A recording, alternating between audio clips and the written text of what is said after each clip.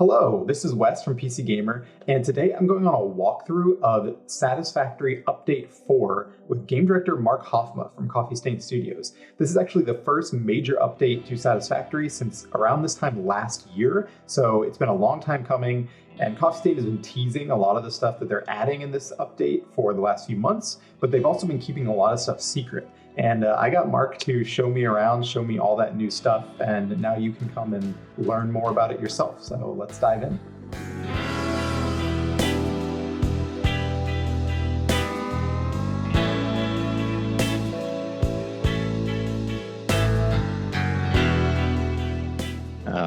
I don't know. Let's talk a little bit about what's in this new update as we maybe start walking around the factory a little bit. What do you have to show me today? Yeah, let's do that. We can, I think, just start at the start of the progression, which would be at the MAM, because we have added stuff on like different levels. So of course we tried to focus on tier 8, because that was supposed to be the big selling point of the update. But besides that, we wanted to add some other tiny things that we could fit in as well. And one focus was supposed to be power. So we added some stuff there. So a small thing that we added was the zipline, of course, which is in the Deuterium tech tree. Okay, yeah. so it works on any power line, huh? Yep, you can just do it on any power line. It's supposed to work at any angle, so going up, which I think was a big question for people when they saw the trailer, like can we also use it to go up? Does it only go down? But you can just do it at any angle. Just zip cool. around. But you have to be a bit skillful with it, because you can't keep holding on if you want to switch to another line. You have to release, and then you get a little boost. It's going to be fun to see how it's potentially going to impact people building their factories, especially seeing as it's such an early unlock. Are people really going to like try to build their power lines in such a way that they can easily maneuver through their factory in early game with the zip lines? Yeah. Are you worried it's going to be too powerful? Not really. We have balanced it currently. That's actually a little bit slower than running around with the sprinting stilts. What do you call them? The blade runners. So gotcha. I'm not too worried that it's going to be like too fast in that sense. And it's super conditional, of course. You actually need to have the good zip line layout for it. If the lines are too close together, it's actually quite fast still. So then you don't have time to disconnect and you ram into the pole. But I think if people get the hang of it, they can do a lot of fun stuff with it. Maybe combine it with jetpacking around and save themselves from falling down while they're flying for their factory with it. Yeah. Let's look at the next thing then, because I think we can just look at the side content first. That isn't actually necessarily tier 8. So we also have some new stuff in the shop. Not sure if you had seen that, but we've added lights now.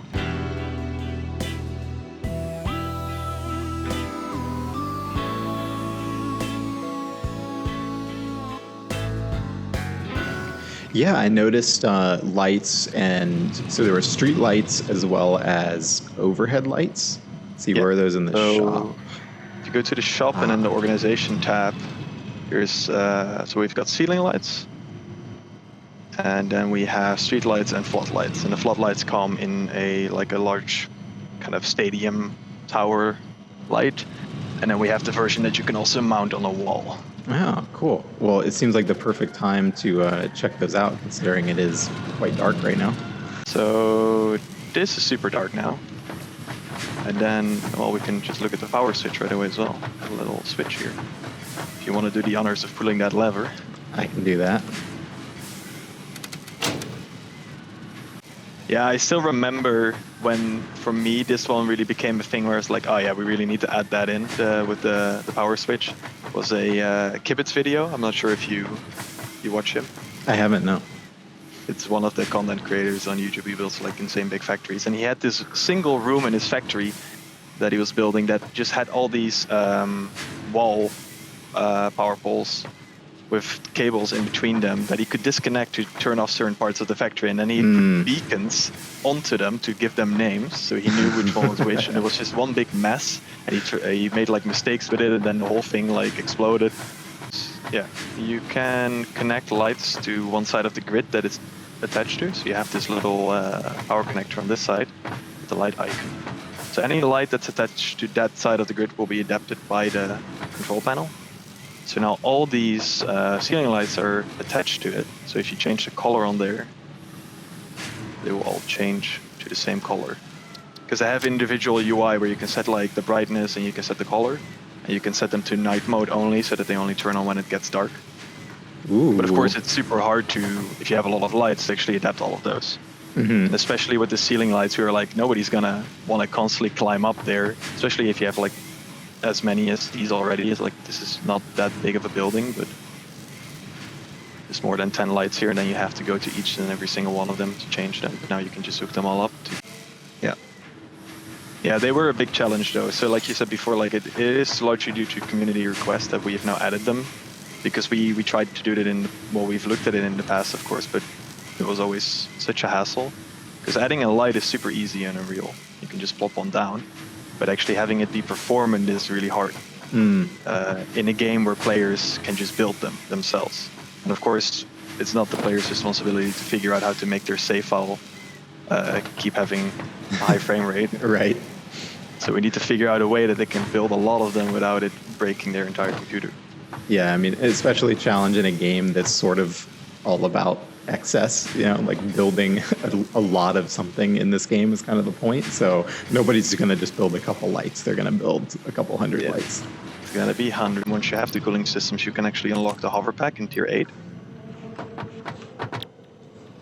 It's like in the middle of that section. Okay, yeah, cool. So this doesn't use power, or doesn't use a fuel source. It doesn't use. Yeah, so it uses actually power from the grid. So as long as you're near a powered connection point, it can connect to a connection like that. So like a power pole or a factory building that is attached to the grid.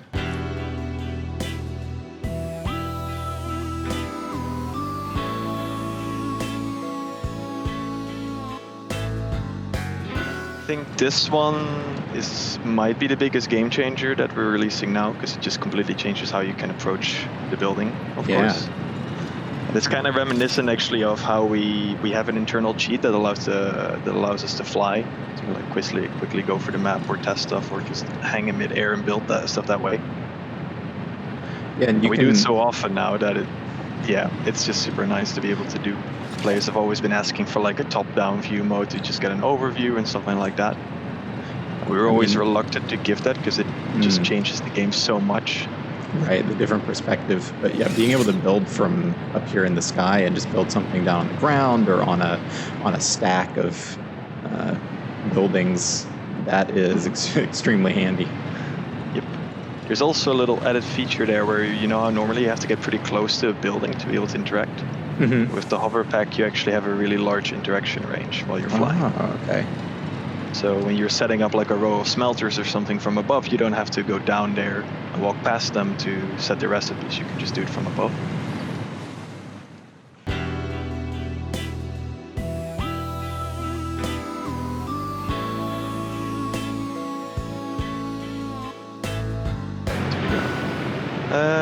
So yeah, these are a new transportation method that we've added. Just have little drones with stations. I love the animation. We wanted to do them to be kind of cute, have some personality in them. Then he shuts down and just goes to sleep for a second there. So this is kind of the next level of setting up like an automated trucking system. Yeah.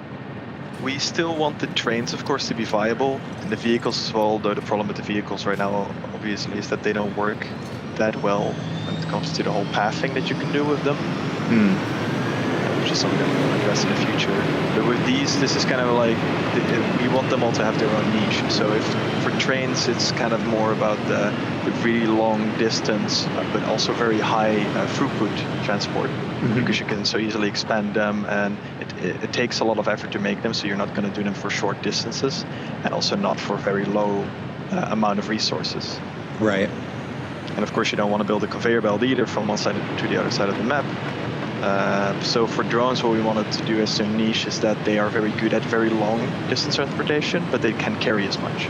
So they're very good for those, you want that individual uranium node on the other side of the map, then you kind of want to use a drone probably, because it takes very little effort to set one up, but it can carry that much. But that's perfect if you just need one node of resources to be transported back to base.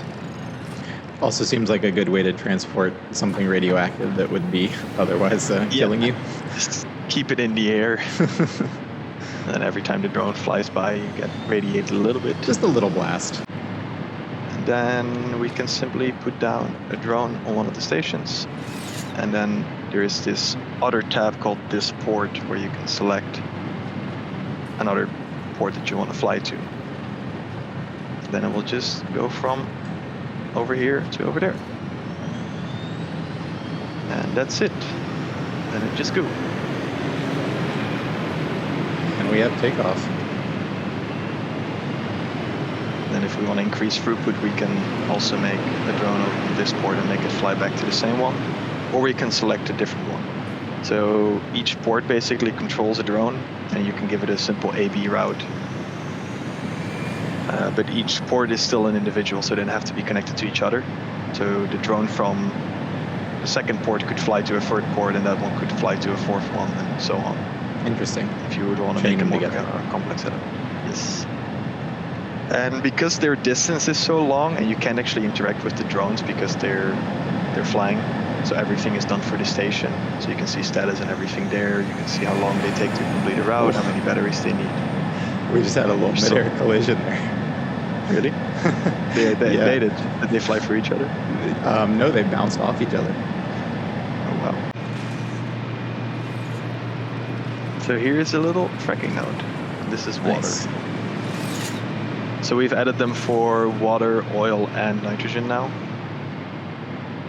And the water was mostly because players were requesting, or like I saw some discussions regarding the whole water problem, of course. There's a truck over here that just rammed full speed into a pole. Beautiful. All right, fracking. In its natural habitat.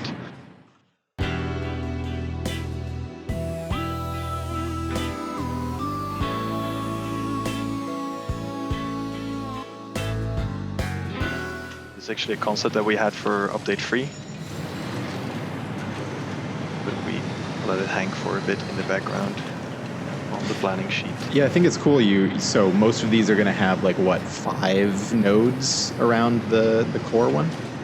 Yeah, it varies quite a lot. So I think 5 is actually the minimum amount that we're currently doing, and then we go up to 8 sometimes. Wow. So it varies a lot per location. And something that we've done is that all the individual little satellite nodes, as we call them, they have their own purity. So you have to kind of figure out how you're gonna combine all of them into pipelines if there is a very large amount that doesn't divide nicely by the 300 or 600. You kind of have to figure out a little bit how to balance that out. Okay. To get the throughput right.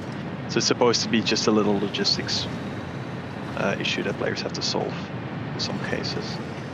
And then when you interact with the pressurizer, you can see how many of the extractors you have placed, how many nodes there are, of course, that way as well, and what the total amount is of all the combined satellite nodes that you have.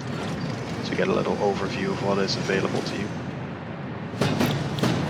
Then if we place one extractor here, we can see that it now updates to have one of these little circles filled in to be orange. So this applies to, this is going to be for both liquids and gases, right? Yeah. So we have the nitrogen gas, which is the only gas right now, right, that we have. But in the future, we want to add more. The thing is, none of them really related to what we wanted to do with the tier 7, 8 thing. We are waiting with adding those.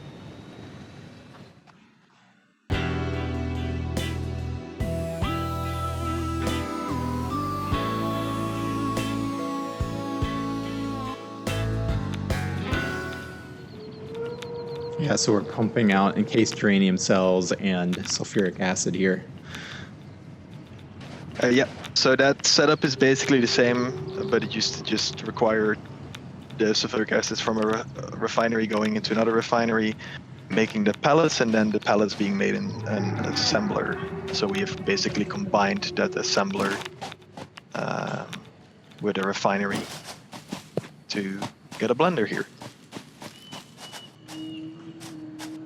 And and then the rest is kind of the same. So the sulfuric acid would normally come out of the refinery that was making the pellets and then have to go back in to its own front, but now it's basically the same, but with a blender. Was there a lot of player feedback on nuclear power that have influenced some of your changes to it? Not really. Of course, the waste recycling had always been heavily requested to do something with it, not just have to store it. Although the challenge has always been for the player to have to store it, to have to find a way to get it away from their factory, set up a storage place. It was also designed to be quite slow, so it would take a long time to actually build up. But I always felt it would be fun to do something with it and kind of have a second layer to it to reduce the amount of issues with radiation potentially. You're exceeding our real world capabilities with nuclear. Yes. But we've gone for like the way of, rather than completely getting rid of it, because we still wanted to have that problem of having to store it, we've gone for the way that you can now get an additional benefit out of it while also actually creating less waste, so it's easier to store, although the waste has more radiation. So the radiation is going to be a consistent issue. Although there might be more things that we want to do with it in the future, depending on player feedback, of course. We'll have to see about that. For now, it's like a consistent issue that you have to deal with this waste. Because even the plutonium that you make from the uranium waste is going to have radiation, and you're going to have to store it somewhere. It's just that the amounts at which it is created that take so much longer. So I think we currently have the balance set that it takes for one nuclear power plant using plutonium fuel rods, it takes about 400 hours to fill a single Mk2 storage container. Oh, wow. Okay. Which is compared to 80 hours for the old setup for uranium fuel. But currently we've also changed the amount of waste that you get from the uranium setup. So we have up that times 4. So it used to take 80 hours to fill one storage container with one single power plant, and now it takes 20 hours. That's mostly because we kind of want to drive players towards looking for the solution, make it a bit more pressing. And here we have the Hadron Collider.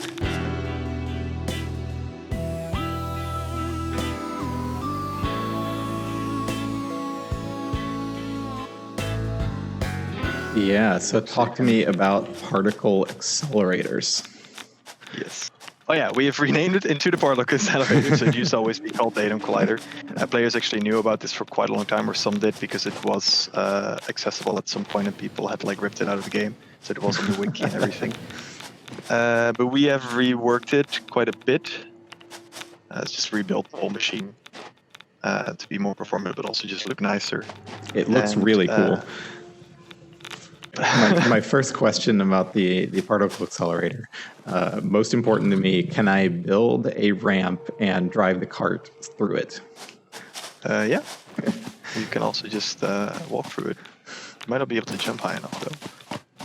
But Yeah, I can definitely hoverpack through.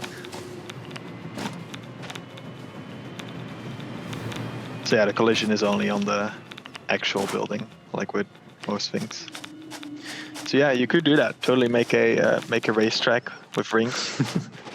And hypothetically, what would happen if I stuck a Somersloop into that thing? Currently nothing. Maybe in the future, who knows? So is the plan for tier 8 to be the final tier, or for the next update, are you guys thinking about going 9 and 10? We have been thinking about doing another tier after tier 8, but 9 and 10 will probably not be the case. If we're going to do another tier, it's going to be just 9. So then we will have the 0 to 9 kind of thing. Gotcha. That is also mostly because the content that we still want to add doesn't really add stuff to the end of the game. We kind of want to broaden the game rather than stretch it, so to say. So we want to add more in like mid-game and more options maybe to the MAM that aren't necessarily required in the main progression, but you can get them on the side through research and stuff like that. But tier 9 would mostly be there if we add it as like a wrap-up phase. So you get like a few more things, but it's mostly there to get you to round off the story and finalize everything with your project assembly setup. Yeah, I mean, I feel like as productive as you said these things are with what they can do already, like I feel like you need to be able to do something a little like sci-fi with your particle accelerator, right? Like go beyond just earthly matter. I don't know.